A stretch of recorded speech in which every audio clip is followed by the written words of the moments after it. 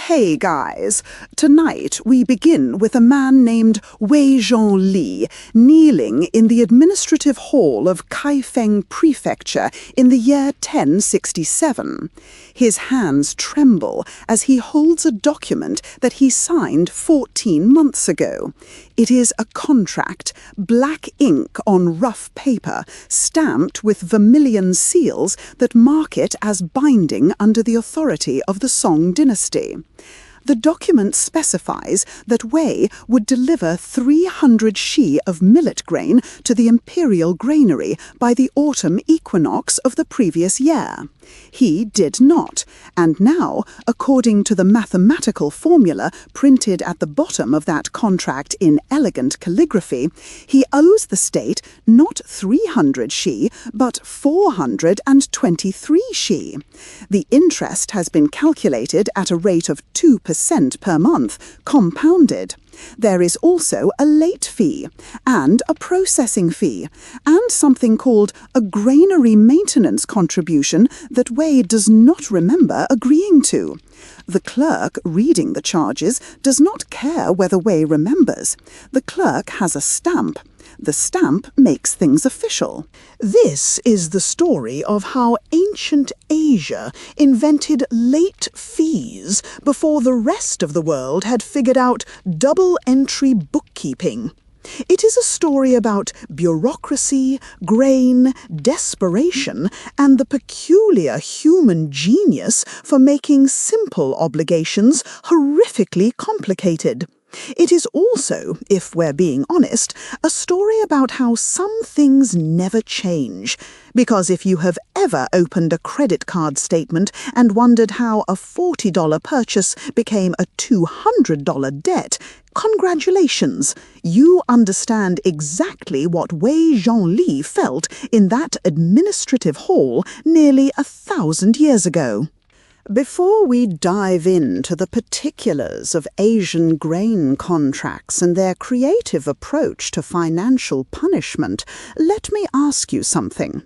If you're the kind of person who finds yourself watching videos about ancient contract law at whatever ungodly hour it currently is in your time zone, you're exactly who I make these for. Take a moment to subscribe if that sounds like you, and tell me in the comments what time it is where you are. I'm genuinely curious who joins me for these deep dives into historical bureaucracy.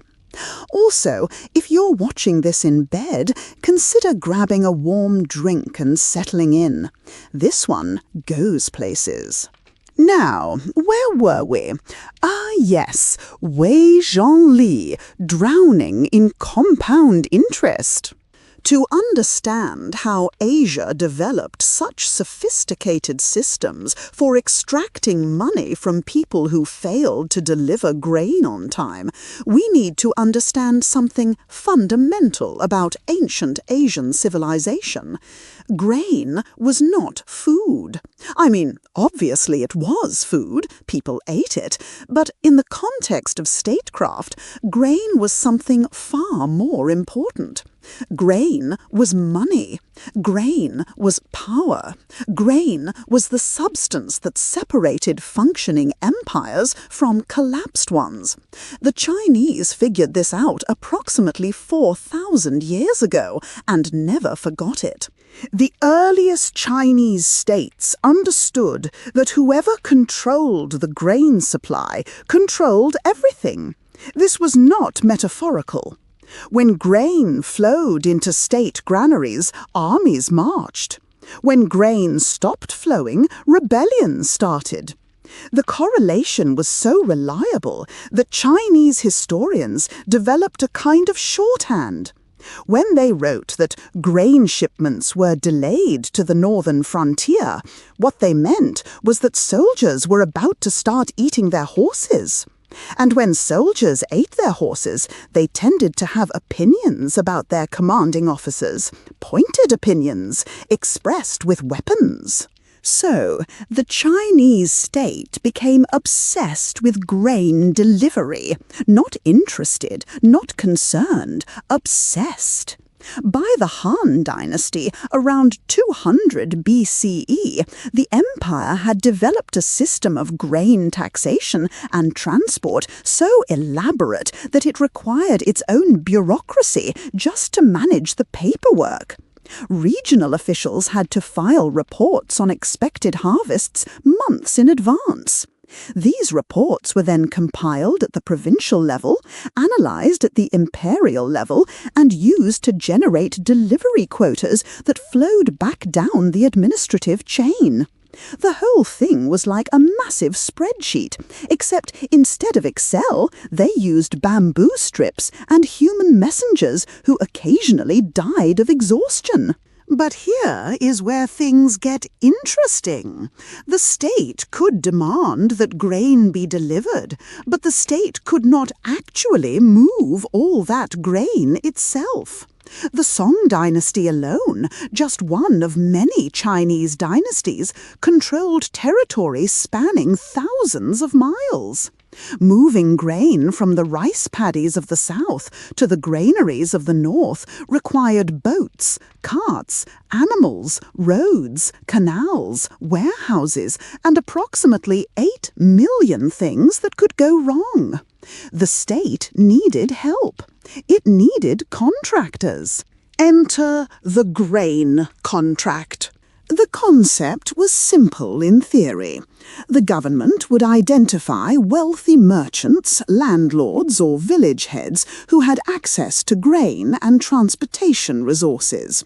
These individuals would sign contracts agreeing to deliver specific quantities of grain to specific locations by specific dates. In exchange, they received various privileges: tax exemptions, official titles, monopoly rights over certain goods.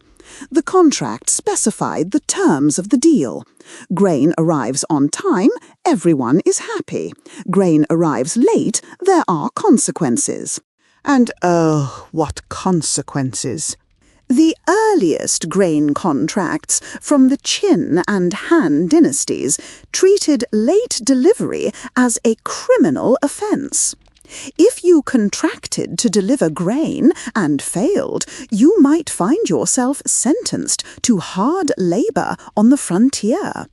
Your family might be registered as a punished household, stripping them of civil rights for 3 generations.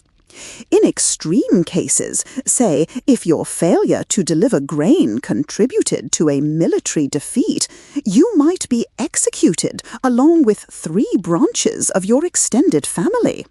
The ancient Chinese did not believe in proportional response. But by the Tang dynasty, roughly 618 to 907 CE, officials began to notice a problem with this approach. Dead contractors delivered no grain. Imprisoned contractors delivered no grain. Contractors whose families had been enslaved tended to flee to the mountains rather than sign new contracts. The punitive approach was creating exactly the shortage it was supposed to prevent. The bureaucracy needed a different solution. What they invented was the financial penalty system. Fines, fees, and interest charges that punished failure without eliminating the contractor's ability to eventually succeed. The logic was elegant in its cynicism. Why destroy a man's livelihood when you can simply drain it slowly over time?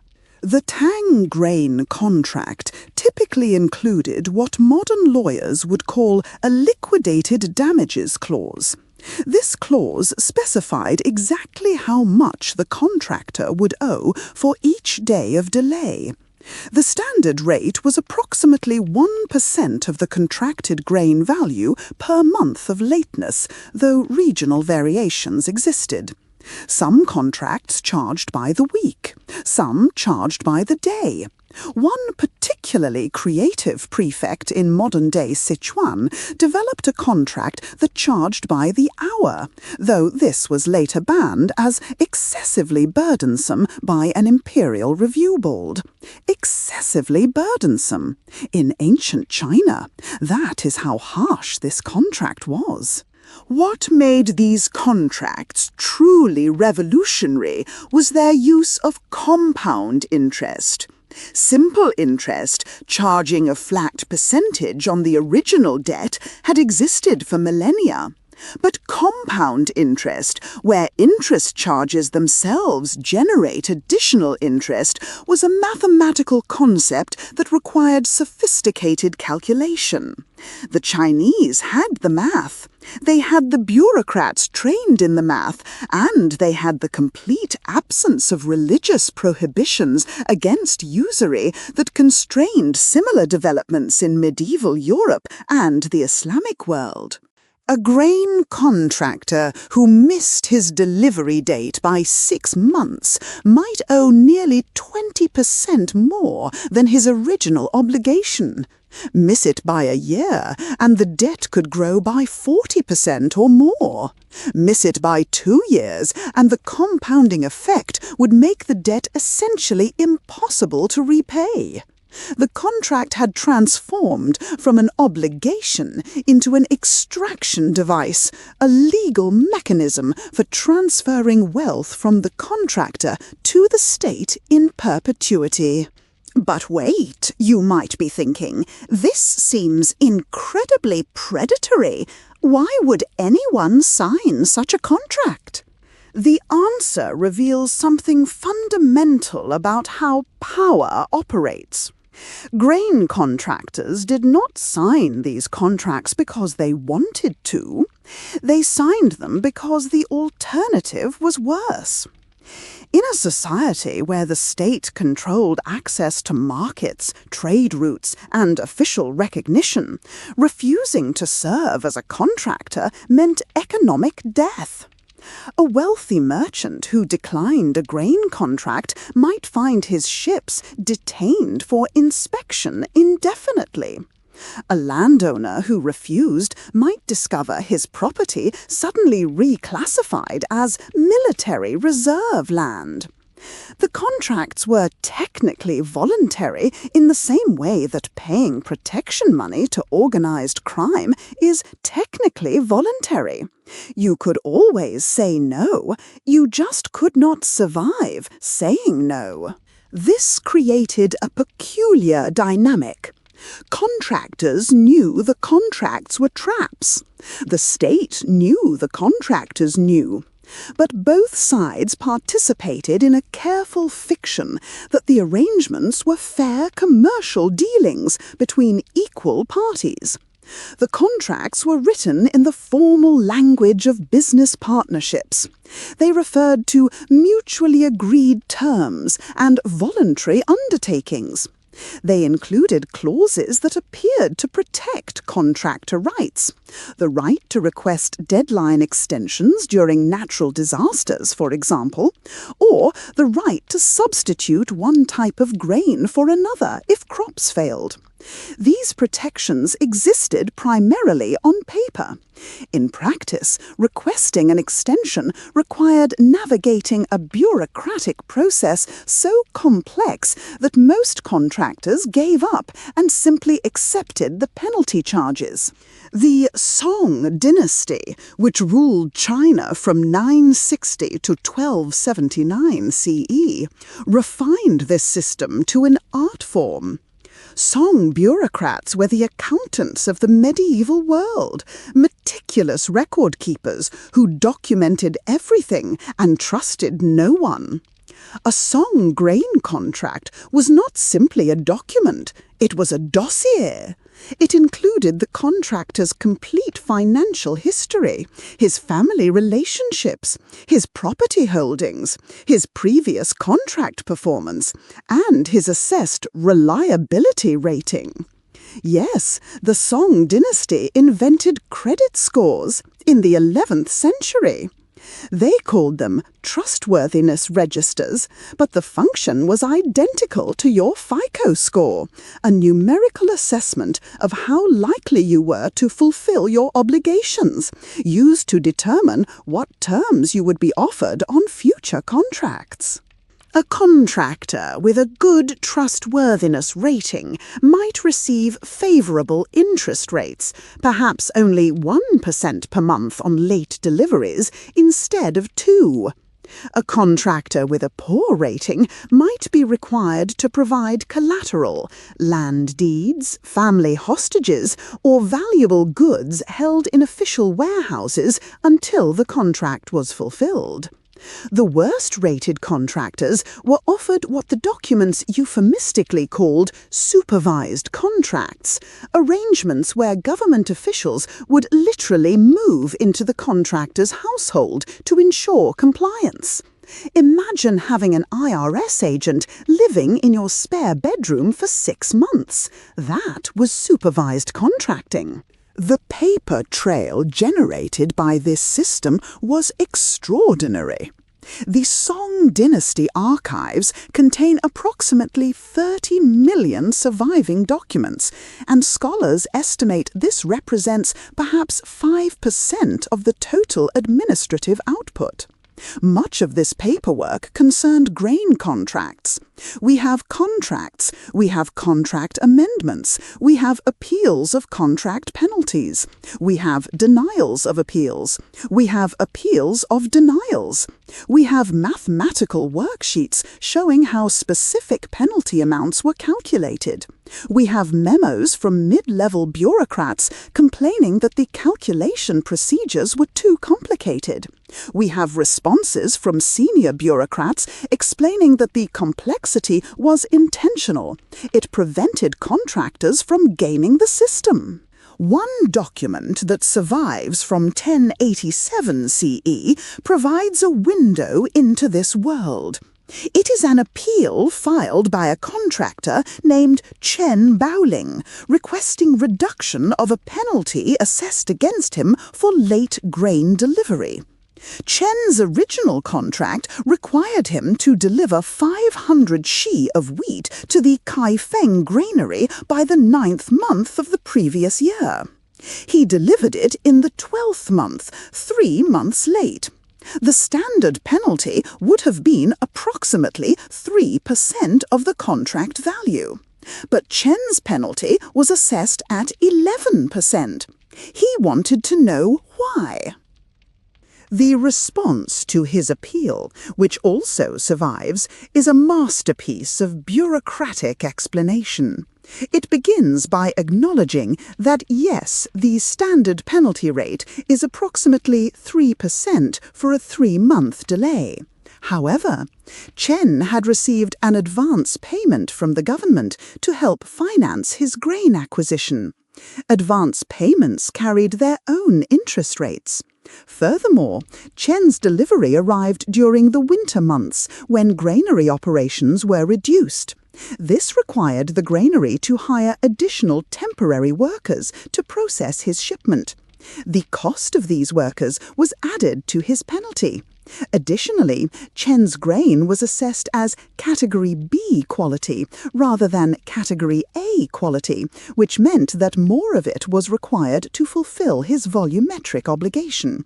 The quality differential was calculated at 1.3 shi of Category B grain per shi of contracted Category A grain. But wait, there was more. Chen had delivered his grain using river transport during a period when river transport rates were elevated due to military requisitions in the north. The government had expected him to use overland transport, which would have been cheaper. The difference in transport costs was, naturally, added to his penalty. Oh wait, there was more. Chen lost his appeal. Of course he did. The bureaucracy had calculated everything correctly. Every additional charge had a documented justification. The system was not designed to be fair. It was designed to be legally defensible. And it was. Brutally, comprehensively defensible. Now let us travel east to Japan, where a parallel system was developing with its own distinctive characteristics. Japanese grain contracts operated under fundamentally different political conditions than Chinese ones. Where China was, at least in theory, a unified empire with a single administrative hierarchy, medieval Japan was a fragmented landscape of competing powers. Shoguns claimed military authority. Emperors claimed divine authority. Regional lords called daimyo claimed actual authority over the territories they controlled. Buddhist temples claimed authority over their extensive landholdings. Everyone had armies. No one fully trusted anyone else. This fragmentation created an interesting wrinkle in grain contract enforcement. A Chinese contractor who defaulted on his obligations faced the unified power of the imperial state. A Japanese contractor who defaulted might find that the party he owed grain to had no legal mechanism to collect. If you signed a contract with a temple and failed to deliver, what could the temple do? Sue you in whose court? The shogun's courts had no jurisdiction over temple matters. The imperial courts had no enforcement power. The daimyo courts would only help if you were in their territory. Japanese grain contracts, therefore, had to be largely self-enforcing. They needed mechanisms that made default more painful than compliance, without relying on external authority to impose those mechanisms. The solution the Japanese developed was the guarantor system, called hoshonin in formal documents. When a contractor signed a grain delivery agreement, he did not sign alone. He brought guarantors, usually 3 to 5 of them, who co-signed the contract and assumed joint liability for its fulfillment. If the primary contractor defaulted, the guarantors became responsible for the debt. Their property could be seized. Their rice paddies could be confiscated.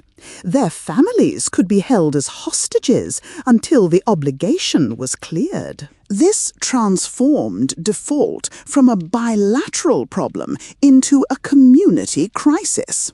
A contractor, considering whether to miss a deadline, was not just calculating his own penalty exposure. He was calculating whether his default would bankrupt his brother-in-law, his business partner, his long-time friend, and the village headman who had agreed to vouch for him. The social pressure this created was immense.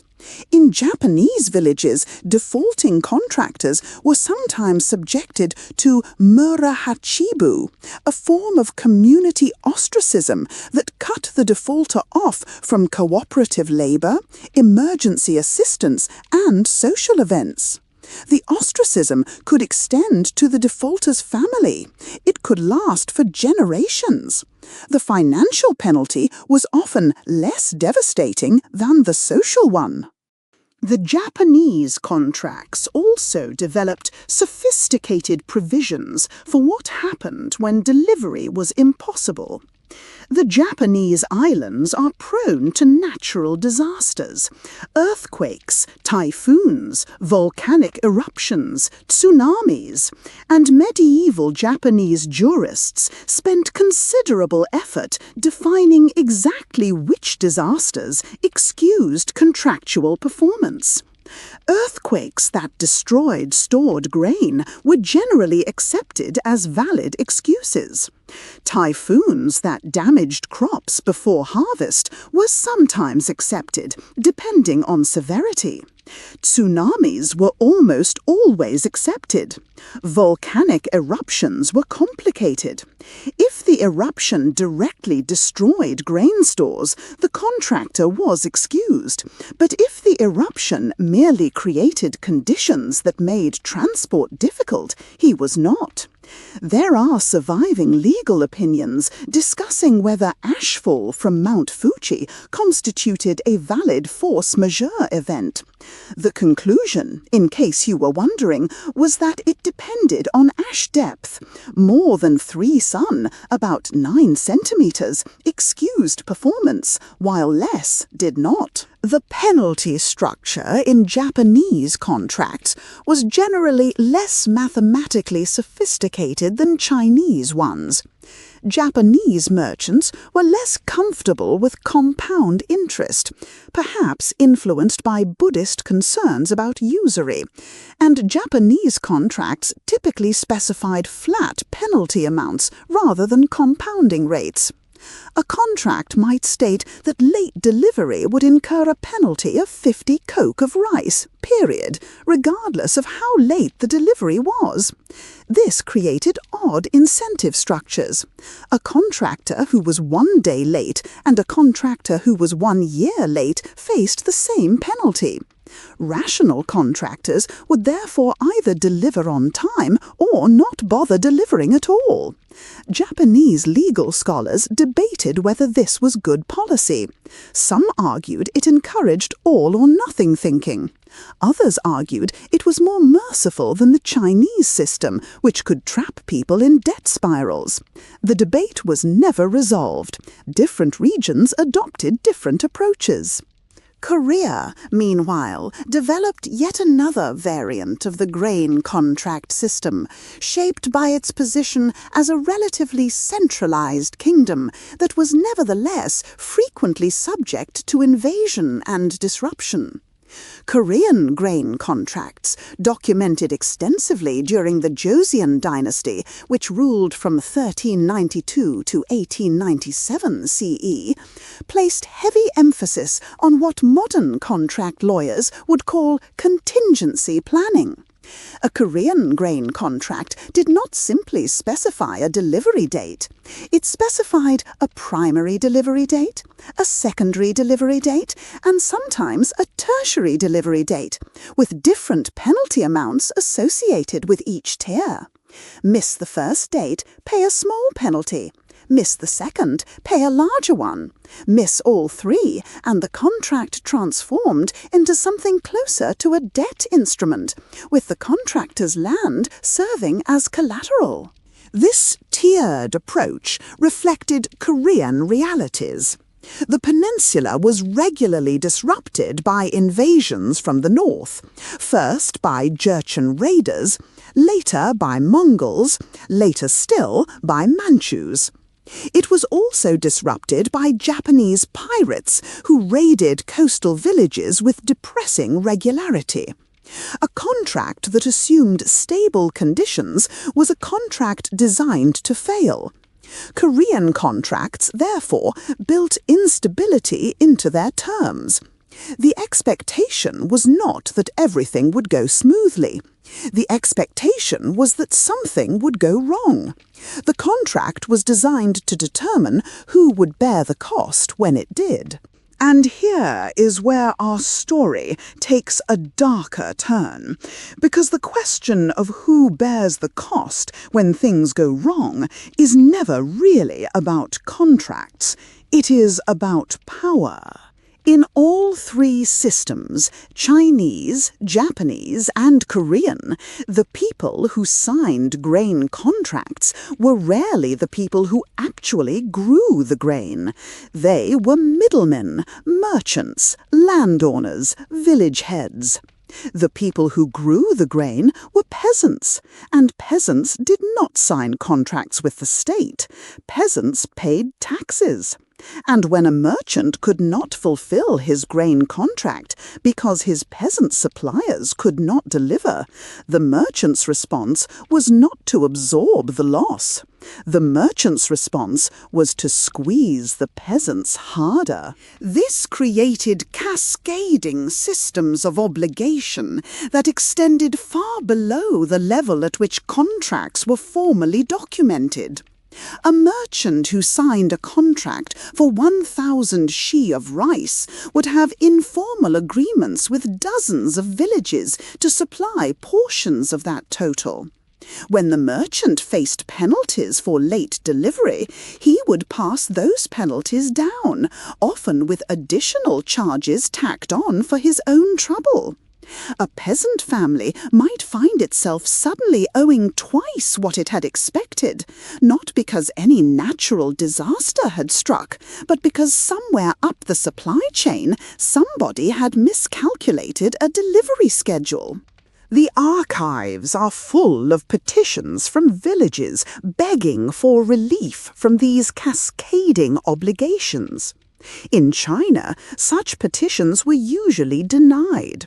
The peasants had no standing to challenge contracts they had not signed. In Japan, the situation was slightly better. Temples that owned land sometimes intervened on behalf of peasant communities, but only slightly. In Korea, a tradition of direct petitioning to the king occasionally produced dramatic interventions, but these were rare enough to be recorded as exceptional events. For the most part, the grain contract system worked exactly as designed. It extracted agricultural surplus from the countryside and moved it to population centres, with the costs of inefficiency and delay falling on those least able to bear them. We end part 1 of our story here, with the system operating at what its designers would have considered peak efficiency. Grain flows towards cities. Contracts formalise obligations. Penalties enforce compliance. Interest compounds. The math works out. Everyone who matters is fed. But the math was about to stop working. In the next part of our story, we will see what happens when the grain contract system encounters its limits. When harvests fail across multiple regions simultaneously, when contractors default in mass, when the penalties designed to ensure compliance instead ensure rebellion. We will meet a contractor named Liu Yuanchan who will do something remarkable. He will fight the system using its own paperwork. And we will see how Asian governments responded to systemic failure, sometimes with reform, sometimes with repression, and sometimes with innovations so clever that modern economists still study them. For now, remember Wei Zhongli kneeling in that administrative hall in Kaifeng. He is the face of a system that sees him as nothing more than a number in a ledger, an input in a calculation, a source of revenue to be optimized. The clerks processing his case feel no malice toward him. They are simply doing their jobs. The officials overseeing the clerks feel no malice either. They have quotas to meet. Everyone is simply following the rules, applying the formulas, stamping the documents. And somewhere in that forest of stamps and seals and calculations, a human being disappears. Not violently, not dramatically, but quietly, reduced to a debt that will define the rest of his life. Some things really never do change. The winter of 1194 CE arrives in the Yangtze River Valley with unusual ferocity. In villages that have supplied grain to imperial contractors for generations, farmers watch the unseasonably early frost creep across their fields with the particular resignation of people who have seen this before. The rice is not quite ready for harvest. In 3 weeks, it would have been perfect. Now, frozen in the paddies, much of it is ruined. The farmers know what comes next.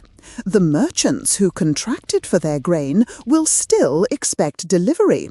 The merchants have their own contracts to fulfill, their own penalties to avoid. The cold does not care about paperwork. The paperwork does not care about the cold. This is where our story takes its sharpest turn. into the territory of what happens when the system breaks. Because the grain contract system, for all its mathematical elegance, rested on a fundamental assumption that enough grain would exist to move through the system. The penalties, the interest rates, the guarantor networks, all of these mechanisms were designed to ensure that grain, which existed, would flow efficiently to where it was needed. None of them could create grain that did not exist, and in 1194 the grain did not exist. The records from that year tell a story of cascading collapse. The Jiangnan region, normally the empire's rice basket, reported harvest losses of 40 to 60%. The northern wheat regions, which might have compensated, had experienced flooding the previous spring that damaged their own production. The empire needed approximately 90 million shi of grain to feed its population and supply its armies. The harvest produced perhaps 60 million. The math was simple. 30 million shi of grain would need to come from somewhere, or 30 million people would not eat. Emperor Ningzong's court responded with a predictable mixture of panic and denial. The first instinct was to enforce existing contracts more rigorously. Officials reasoned that contractors must be hoarding grain, waiting for prices to rise before releasing it to the market. Orders went out demanding immediate compliance with all delivery obligations. Penalties were to be assessed at double the normal rate. Contractors who refused to deliver would be imprisoned. Their families would be held as guarantors for their debts. This approach failed almost immediately. You cannot imprison someone into producing grain that does not exist. Contractors who had already delivered everything they could acquire found themselves facing impossible penalties. Many simply fled. Others committed suicide. The records mention this with bureaucratic detachment, noting that deceased contractors' estates would be liquidated to satisfy outstanding obligations. A handful of contractors attempted something more creative. They forged delivery receipts, claiming to have fulfilled contracts that remained incomplete. When these forgeries were discovered, the forgers were executed. The executions were intended to deter further fraud. Instead, they deterred cooperation. Contractors stopped reporting to government offices entirely. The flow of information that the system required to function dried up along with the grain. The executions were intended to deter further fraud. Instead, they deterred cooperation. Contractors stopped reporting to government offices entirely. The flow of information that the system required to function dried up along with the grain. Enter Li Yuanzhong, a medium-scale grain merchant operating in the region around modern-day Nanjing. Li had contracted to deliver 800 shear of rice to the Jiangning prefectural granary. His harvest suppliers had provided approximately half his obligation. Under normal circumstances, he might have purchased the difference on the open market. But the market had collapsed. What grain existed was trading at 5 times its normal price. Li could not afford to buy grain at 5 times the price and deliver it at the contracted price. He would be ruined either way, but delivering the grain would ruin him faster. What Liu did next appears in the historical record as a curiosity, a footnote in a larger administrative history.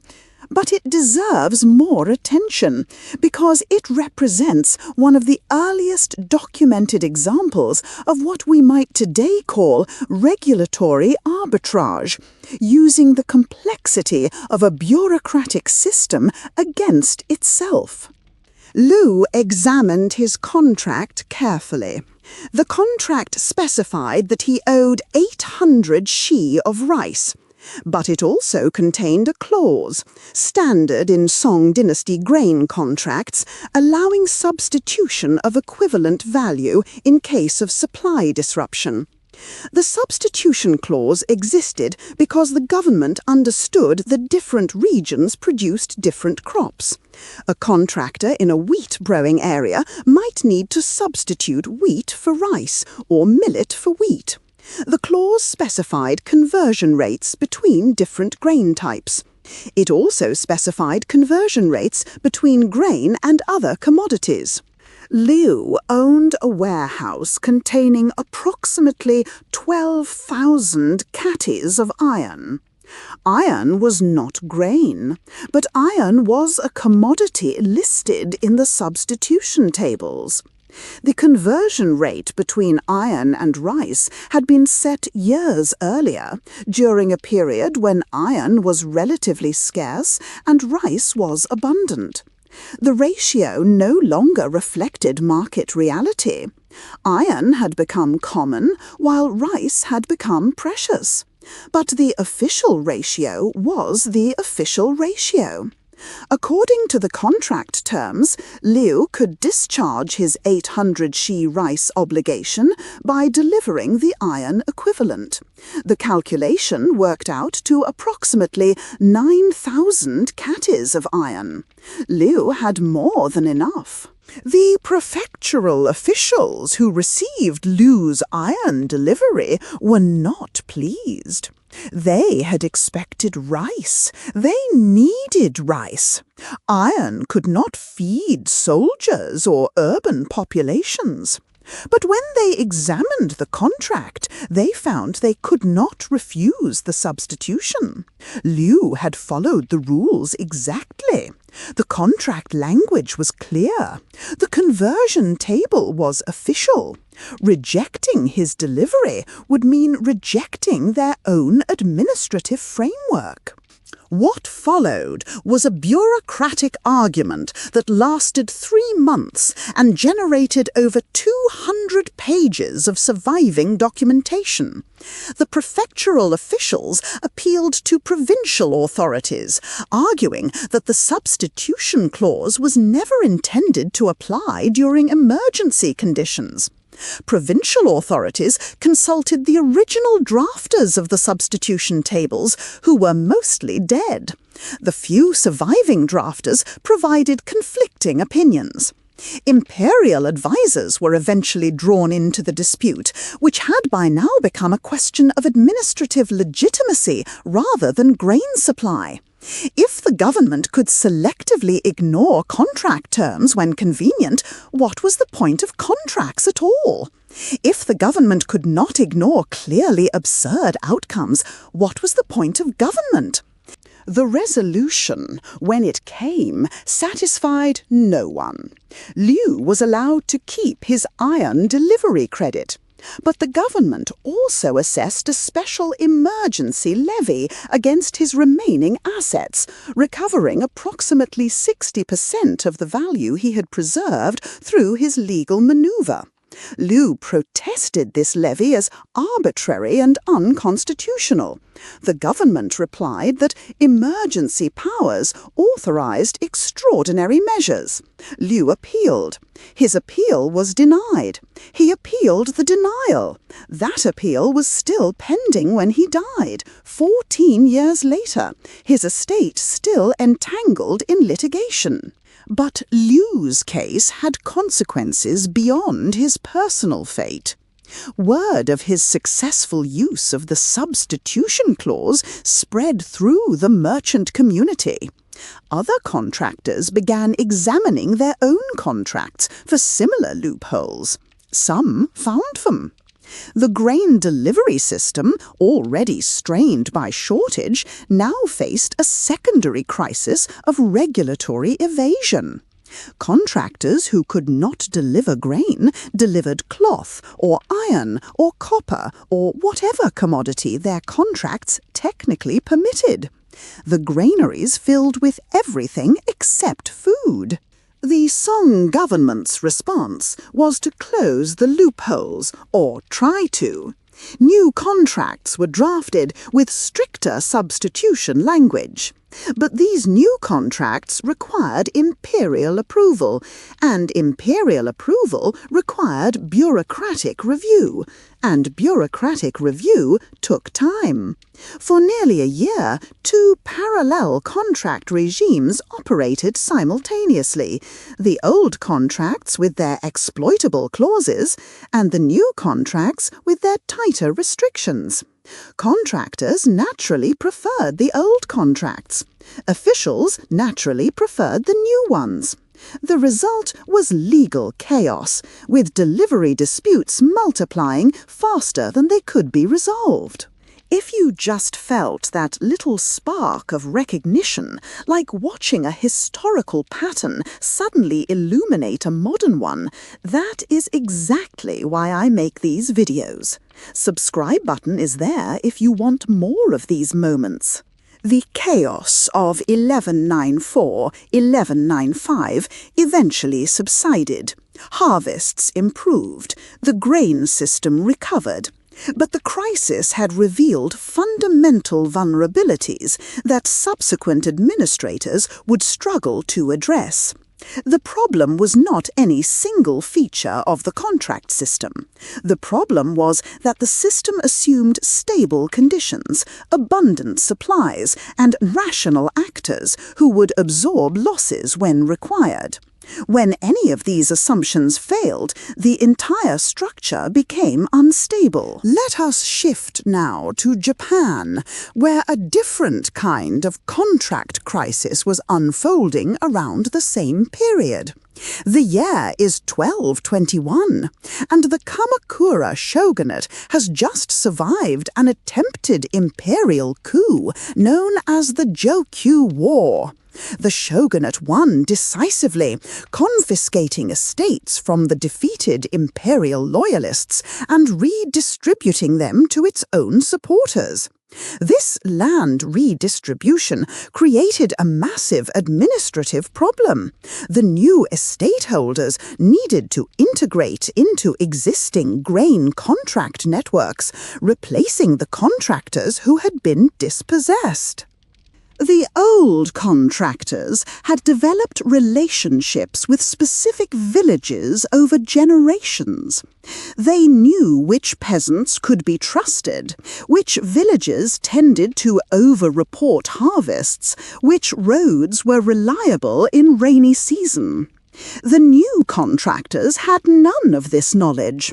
They were military men, warriors who had been rewarded with estates for their loyalty, now expected to manage complex agricultural supply chains they did not understand. The result was a wave of contract defaults unprecedented in Japanese history.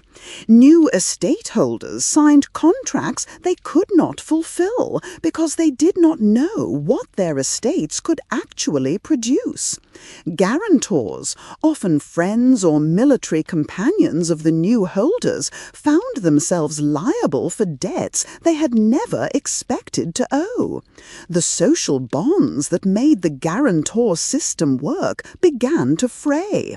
Warriors who had fought side by side now found themselves in legal disputes over grain debts.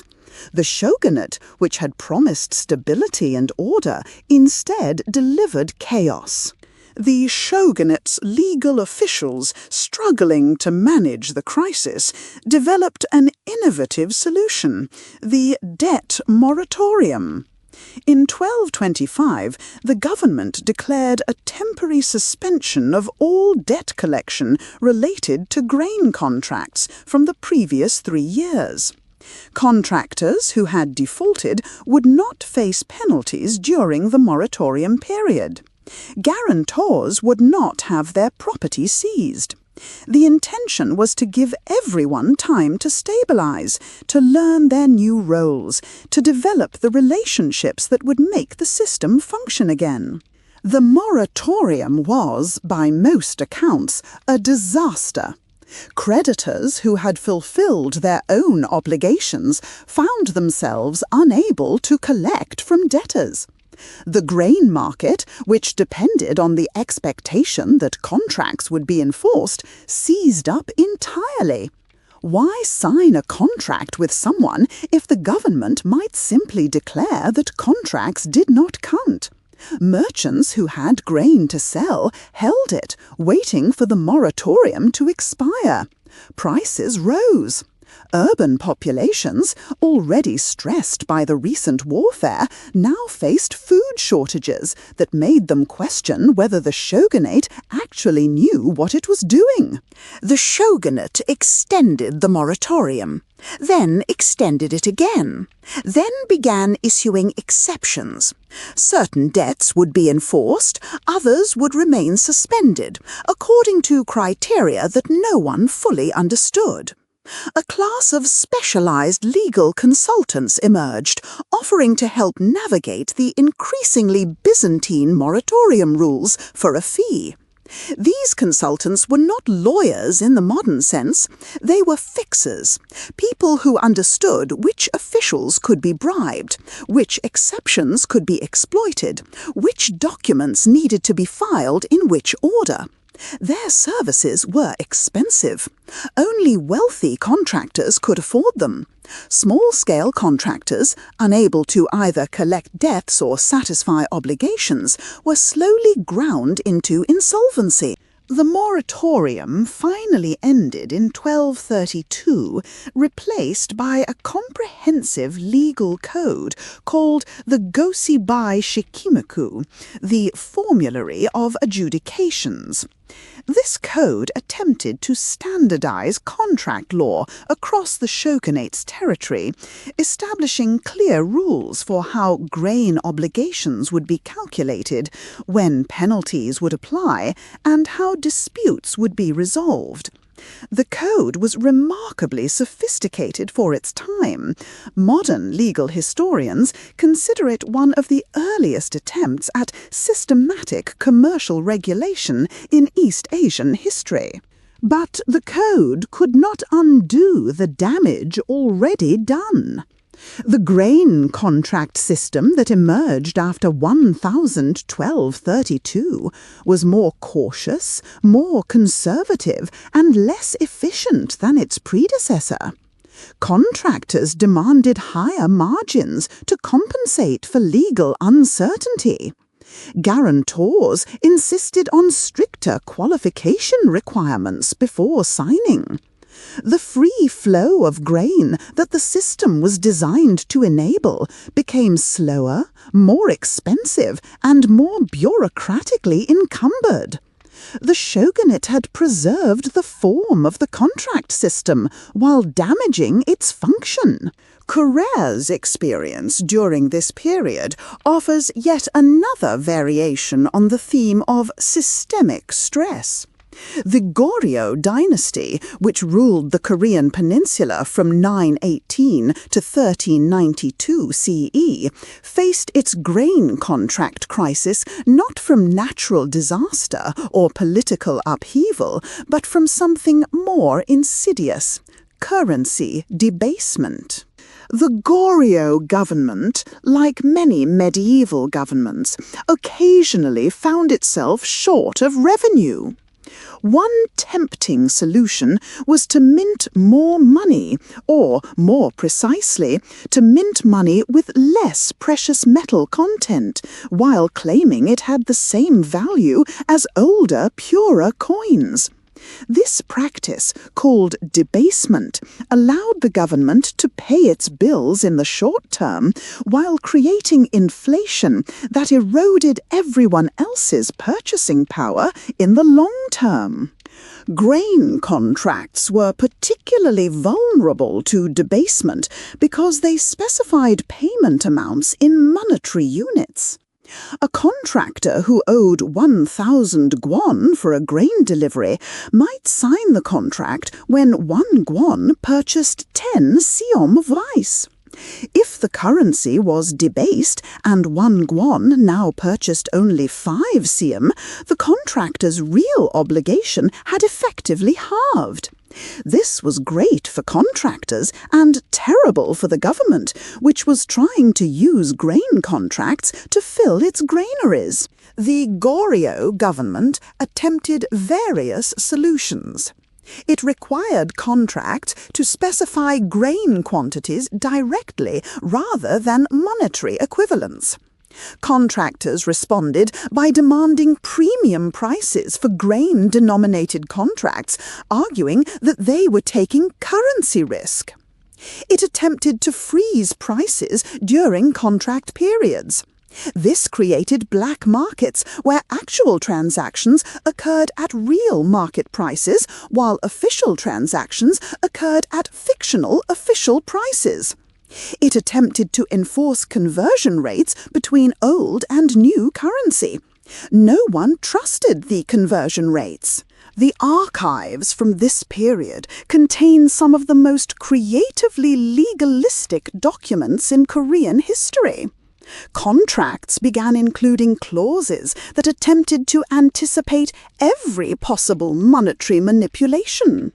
One contract from 1287 CE specifies that the grain delivery price will be calculated based on the weight of silver equivalent to the purchase price on the date of signing, adjusted for any debasement, recoinage, or monetary alteration occurring before delivery, as measured against the standard silver bar held in the gaol treasury, or if that bar be lost or damaged, against the testimony of 3 licensed metal assayers selected by lot from the guild registry.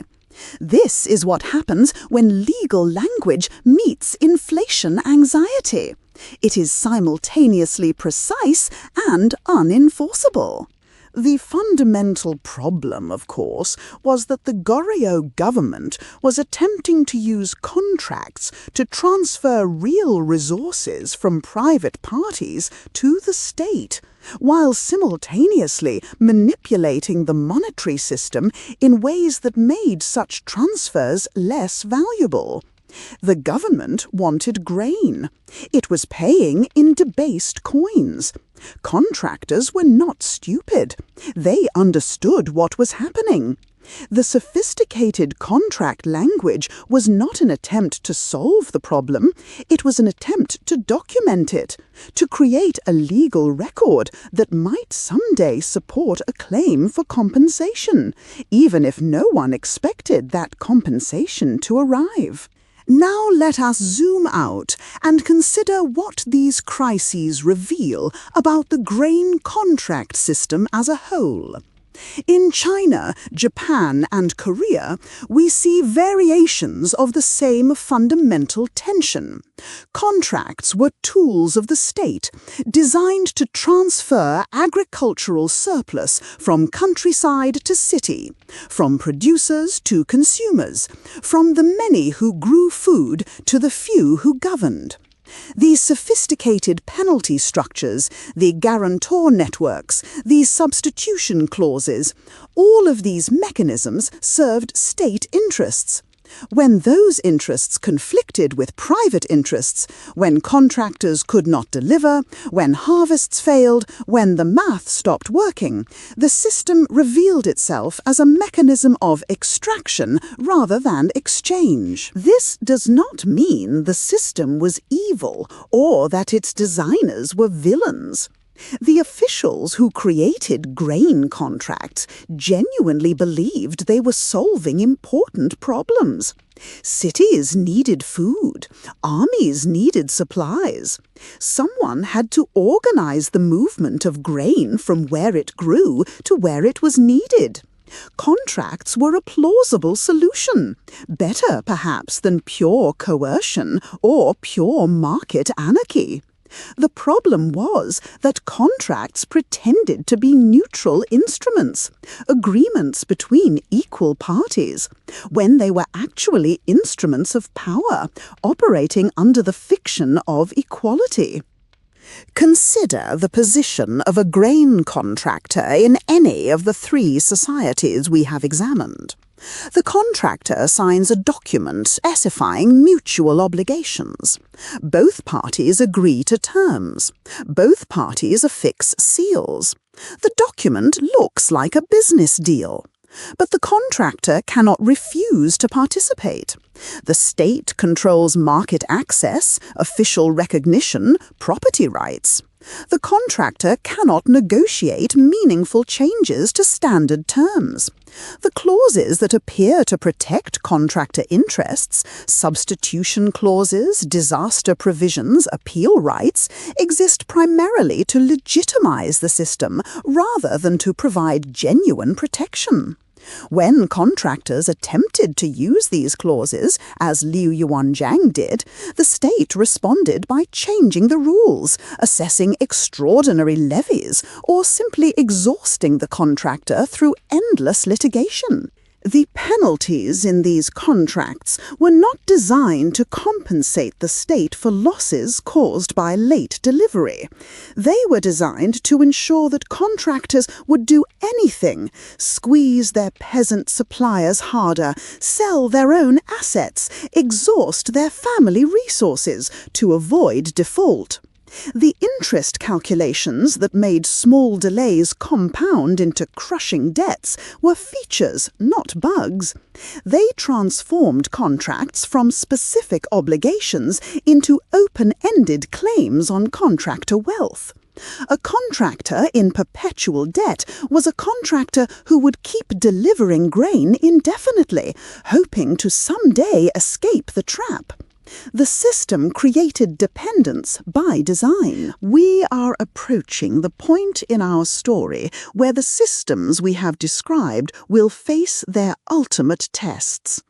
The 14th century brings invasions, plagues, and political transformations that will sweep away much of the apparatus we have been examining. The Song dynasty falls to Mongol conquest. The Kamakura shogunate collapses in civil war. The Goryeo dynasty gives way to Joseon. New rulers will inherit the debris of old contract systems and attempt to build something different. In our final part, we will see what emerges from that reconstruction. We will meet the Ming dynasty administrators who decided that the problem with grain contracts was complexity and who attempted to create a simpler system, with results that ranged from impressive to catastrophic. We will examine the Tokugawa solution in Japan, where shoguns attempted to fix agricultural finance by essentially freezing the entire economy in place. And we will explore the Joseon dynasty's curious experiment with what we might call contractual minimalism, an attempt to reduce grain obligations to their simplest possible form. We will also ask the question that has been lurking beneath this entire narrative. Did any of it work? Did these sophisticated penalty systems actually improve grain delivery? Did the guarantor networks actually reduce default? Did the mathematical precision of interest calculations actually serve any purpose beyond transferring wealth from debtors to creditors? The historical evidence is more ambiguous than you might expect. But for now, let us pause with the image of Li Yuanzhang clutching his iron delivery receipt, facing officials who cannot quite believe what he has done. He has beaten the system. He has used its rules against it. He has preserved his assets through creative legal maneuvering. And he will spend the rest of his life being punished for it, not through the formal penalty structure of his contract, but through the informal penalty structure of bureaucratic vindictiveness. The system has rules, but the system also has keepers, and the keepers do not like to be embarrassed. Lu dies in 1208. his appeals still pending, his estate still entangled, his children still fighting for an inheritance that may no longer exist by the time they receive it. The documents describing his case fill 17 bundles in the provincial archives. Scholars who have studied these documents disagree about whether Liu was a hero who exposed systemic injustice or a scoundrel who exploited legal technicalities for personal gain. Perhaps he was both. The line between those categories has always been thinner than we like to admit. The freezing winter that began this chapter has passed. Spring comes to the Yangtze Valley. New rice is planted in paddies that still bear the damage from the previous year's frost. The contractors who survived the crisis sign new contracts with tighter terms. The ones who did not survive are replaced by others, eager to try their luck in a system that promises reward but delivers risk. The paperwork continues. The ink dries on new obligations. The cycle begins again. The year is 1368, and everything that came before is ending. Zhu Yuanzhang, a peasant who once begged for food outside Buddhist monasteries, stands on the verge of founding the Ming dynasty. His armies have swept away the Mongol Yuan dynasty. His administrators are already sketching plans for the new regime. And among those plans is a complete reimagining of how grain will flow from field to granary. Zhu hates the old contract system. This is not an administrative judgment. It is personal.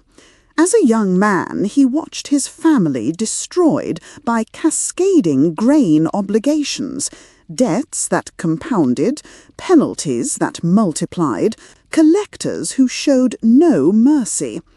His father died during a famine caused partly by the same harvest failures that generated contract defaults. The system that was supposed to feed people had instead helped starve them. Zhu has not forgotten. He will not forget. The new emperor's solution is radical: eliminate the contract system entirely. Or rather, transform it into something so different that it barely deserves the same name. The Ming Grain Administration will not rely on private contractors working under penalty of compound interest. It will rely on direct taxation, assessed in grain rather than money, delivered by villages rather than merchants, enforced by local officials rather than centralized bureaucrats. The sophisticated financial mechanisms of the Song era, the interest calculations, the substitution clauses, the trustworthiness registers, will be swept away in favor of something simpler and, Zhu believes, fairer. The logic is compelling on paper. If the problem with grain contracts is that they create opportunities for exploitation, remove the contracts. If middlemen add cost and complexity, remove the middlemen. If compound interest transforms small debts into crushing ones, prohibit compound interest. The Ming tax system will assess each village directly, based on its land area and expected productivity. Villages will deliver their assessed grain to designated collection points. There will be no negotiation. There will be no sophisticated financial arrangements.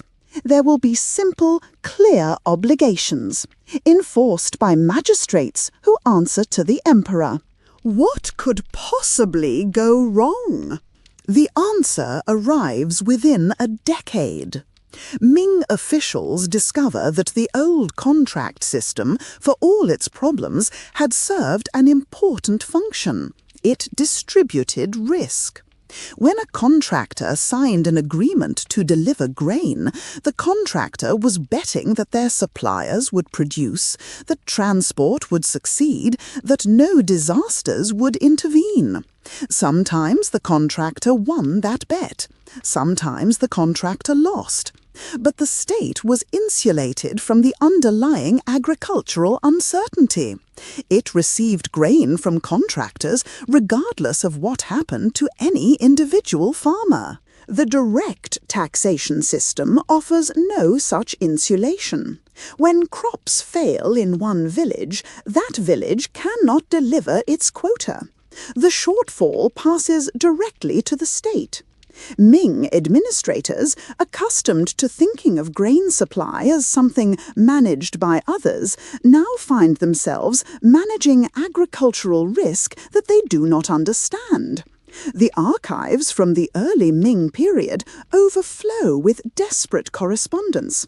Local officials reporting harvest failures, requesting quota reductions, explaining why their villages cannot meet obligations that seemed reasonable when assessed, but became impossible when drought struck or floods came. The Ming response is to do what states always do when confronted with systemic failure: create exceptions. Villages affected by natural disasters can apply for quota reduction. The application requires documentation of the disaster, witness statements, damage assessments, official inspections. It requires approval from multiple levels of authority. It requires the kind of sophisticated administrative processing that Zhu Yuanzhang had hoped to eliminate. Within 20 years, the Ming grain system is generating more paperwork than the Song system ever did.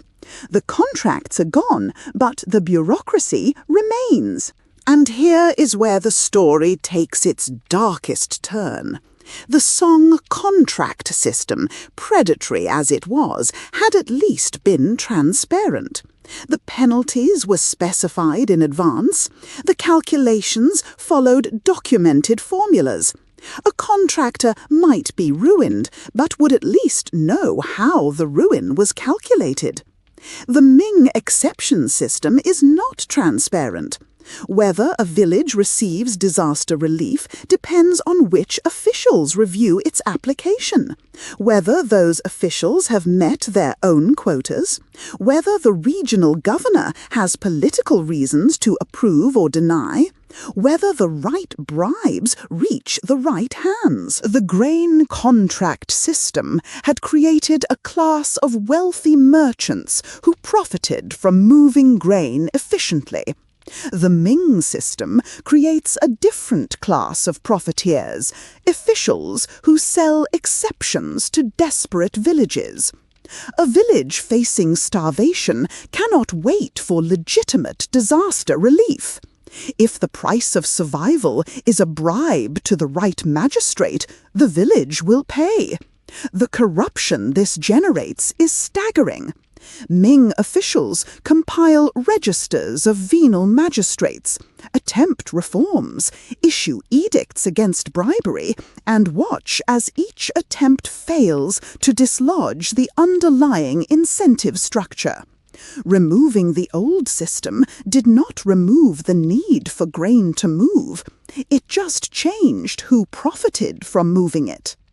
By the mid-15th century, Ming administrators begin quietly reintroducing elements of the contract system they had abolished. Wealthy merchants are once again invited to participate in grain transport, now euphemistically called voluntary contributions rather than contracts. These contributions come with privileges, tax exemptions, honorary titles, priority access to official markets. The privileges are sweeteners to encourage participation. The participation is officially voluntary, but we have seen this movie before. The line between voluntary and mandatory grows thinner each year. The Ming experiment demonstrates something important.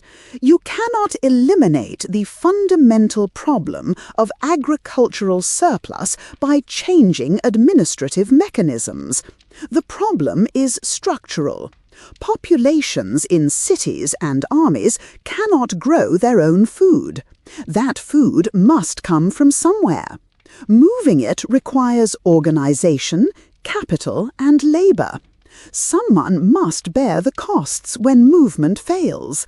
The question is not whether those costs will exist, but who will pay them. The Song system made contractors pay, with peasants bearing the ultimate burden, passed down from above.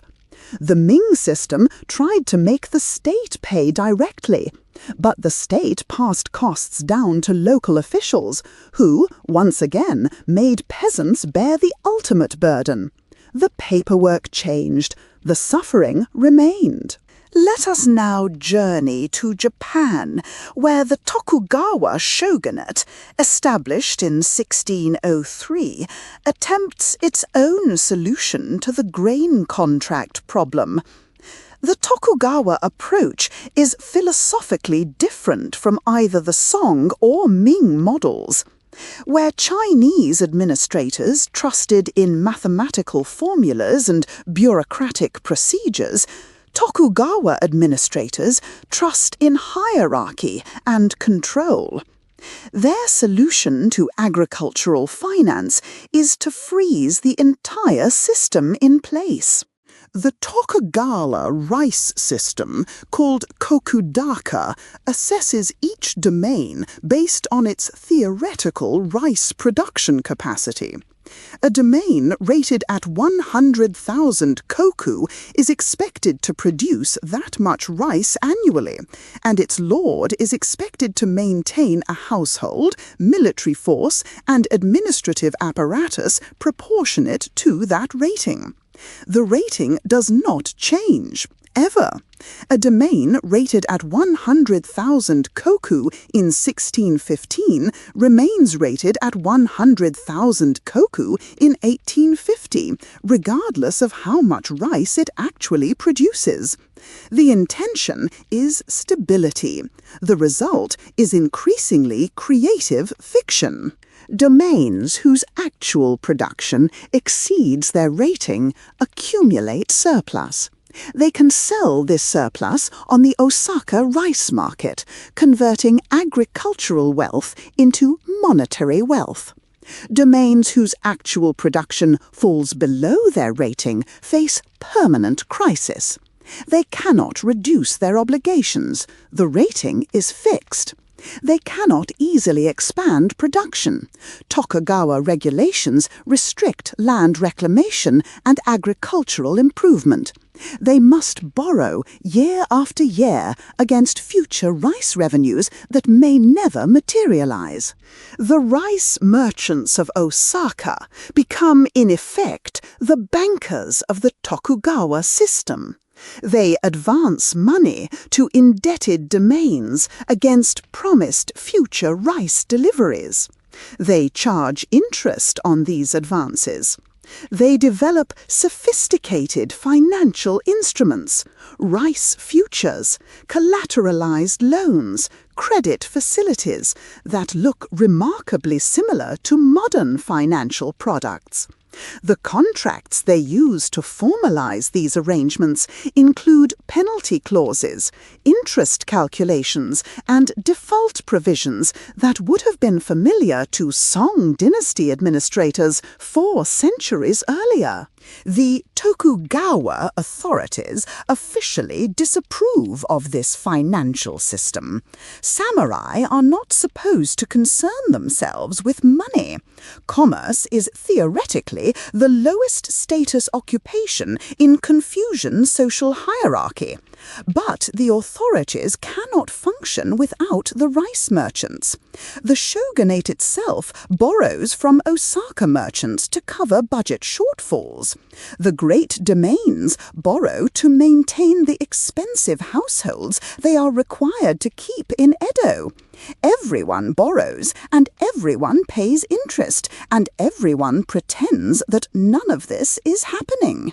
The grain contract system has returned, wearing different clothes. The documents no longer call themselves contracts. They are rice bills, or warehouse receipts, or forward delivery agreements. The penalties for late delivery no longer carry the formal sanction of government. They are merchant customs or trade practices, enforced through commercial ostracism rather than official punishment. But the underlying structure is identical. Surplus flows from countryside to city. Debt disciplines producers. Interest compounds. The math remains ruthless. One document from the Osaka Rice Exchange, dated 1723, deserves particular attention. It is a rice delivery agreement between the Satsuma domain and a consortium of Osaka merchants. The domain has agreed to deliver 20,000 koku of rice over the following year. The merchants have advanced 60% of the expected value as an immediate loan. The remaining 40% will be paid upon delivery. The interest rate on the advance is officially 0. Tokugawa law prohibits interest on rice transactions, but the document specifies that the delivery price is 15% below the expected market price at harvest time. This is not interest. It is a price adjustment for advance payment convenience. The distinction matters to regulators. It does not matter to debtors. The agreement includes provisions for late delivery that are phrased as delivery schedule adjustments rather than penalties. If the domain fails to deliver on the primary schedule, it may request a 30-day extension. The extension is granted automatically, but the delivery price adjusts downward by 3%. A second extension adjusts the price by another 5%. A third extension allows the merchants to demand immediate repayment of the advance, with transaction adjustment fees calculated at roughly 18% annual interest. The document does not use the word penalty anywhere. It does not need to. This is the genius or horror of the Tokugawa system. It achieves the same extractive outcomes as explicit penalty contracts while maintaining the fiction that no penalties exist. Everyone involved understands what is happening. The domain lords know they are being charged interests. The merchants know they are enforcing penalties. The shogunate knows that its prohibition on commercial lending is being systematically evaded. But the fiction serves everyone's interests. The lords preserve samurai dignity by not officially borrowing money. The merchants gained legal protection by structuring transactions within formal rules. The shogunate maintains ideological purity while benefiting from commercial activity. Only the peasants who actually grow the rice have no stake in the fiction, but no one asks them. Thank you for spending this time with me tonight. If this story has changed how you think about contracts, about debt, about the strange ways that power hides behind paperwork, I would be grateful if you would subscribe and share your thoughts. What surprised you most? What connections do you see to modern financial systems?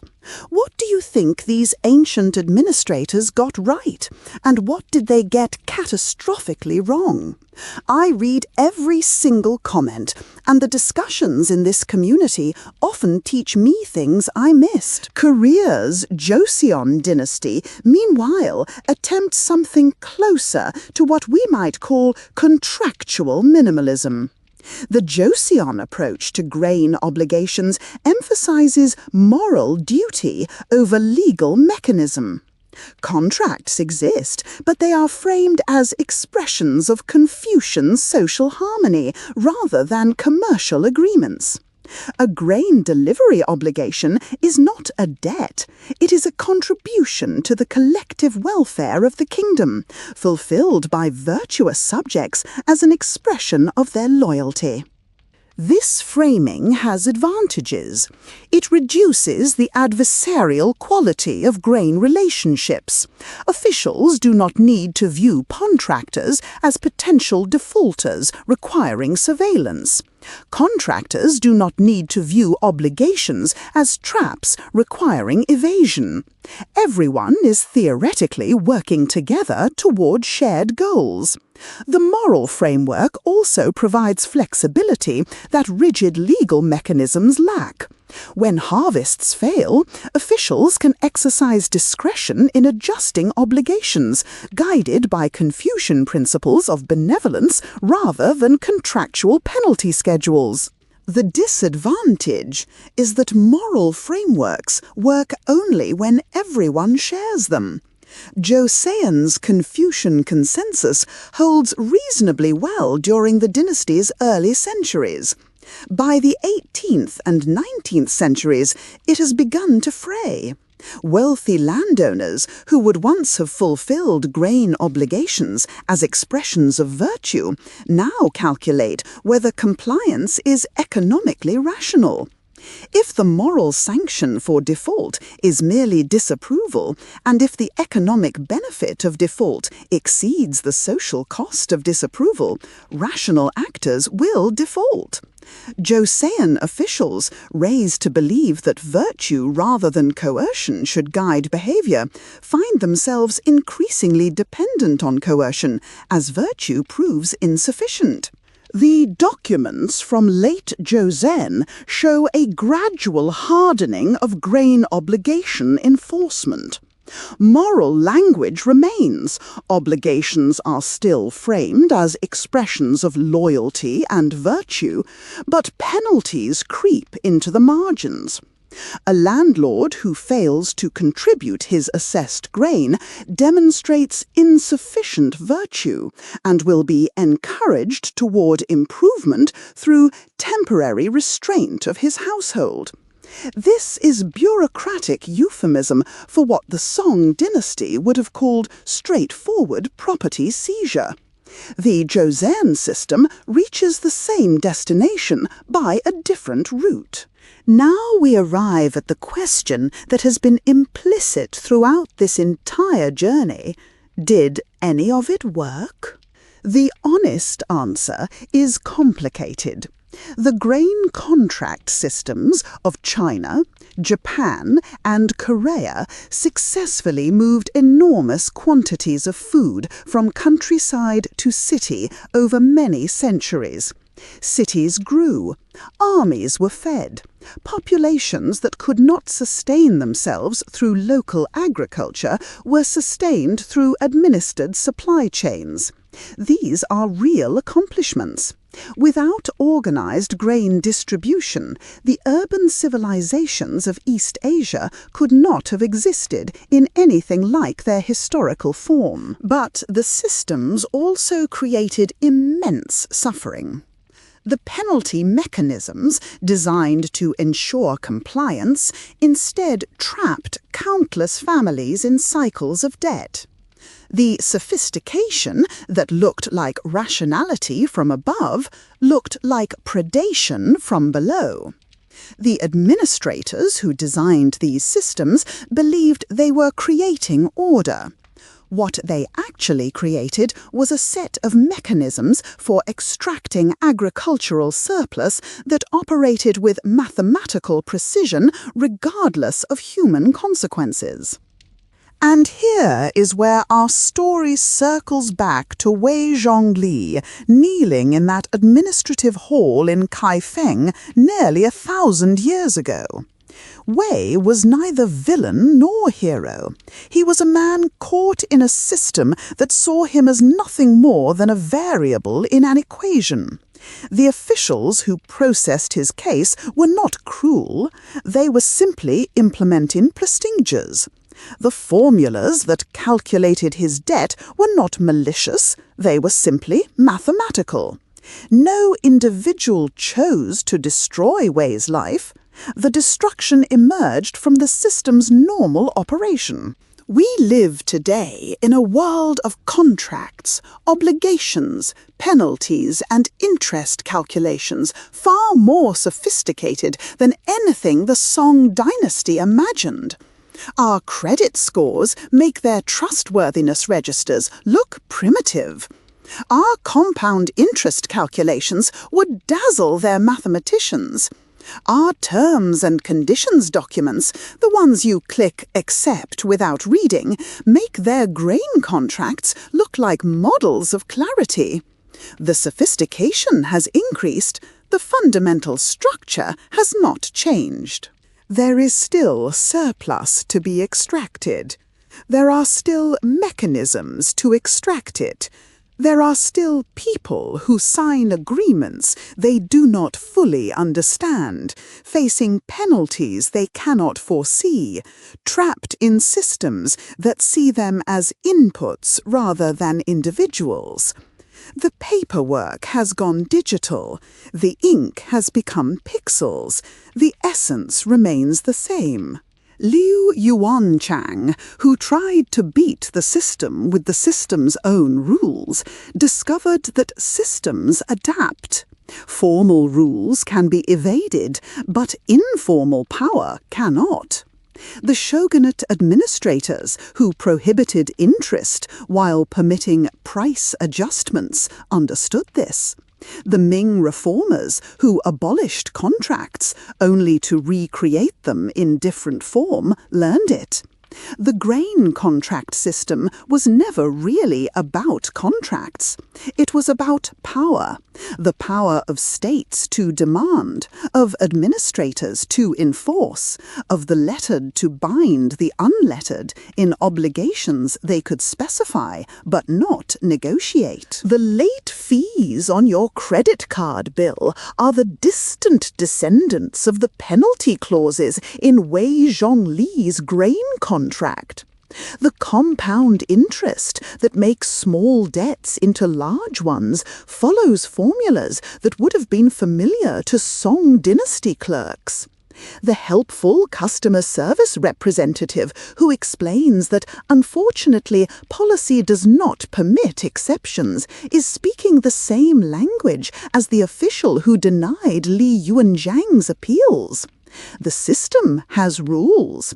The rules are documented. The documentation proves that everything is legitimate. The next time you sign a contract, any contract, for anything, consider what you are actually doing. You are participating in a system developed over thousands of years to formalize power relationships between unequal parties. You are adding your name to a document that will be interpreted by the party that wrote it in accordance with rules that party established, enforced by institutions that party controls. The language will speak of mutual agreement and voluntary undertaking. The reality will be something different. We cannot escape contracts. They are woven into the fabric of complex societies. But we can understand them for what they are, not neutral instruments of commerce, but tools shaped by power to serve power. The Asian administrators who developed grain contract systems understood this, even if they did not admit it publicly. Their documents speak the language of partnership, while implementing the logic of extraction. We inherit their legacy every time we click I agree. Wei Zhongli's contract specified penalties that would compound until he paid what he owed. He never paid. He could never pay. The debt outlived him, passing to his children and their children, slowly dissolving through administrative neglect rather than ever being satisfied. The documents recording his obligations sit today in archives that few people visit, written in scripts that fewer people can read, describing a system that everyone has forgotten was once the cutting edge of administrative technology. But the system itself has not been forgotten. It has been adapted, refined, digitized, and globalized. It hums along in the background of every financial transaction, every service agreement, every obligation we undertake without fully understanding. The grain has been replaced by other commodities. The ink has been replaced by other media. The penalties remain. Some things really never do change. The night is growing late, and we have travelled far, from the administrative halls of Song Dynasty China to the rice exchanges of Tokugawa Japan to the Confucian idealism of Joseon Korea, and back again. We have watched systems rise and fall, and rise again in different forms. We have seen how the same problems generate the same solutions across cultures and centuries.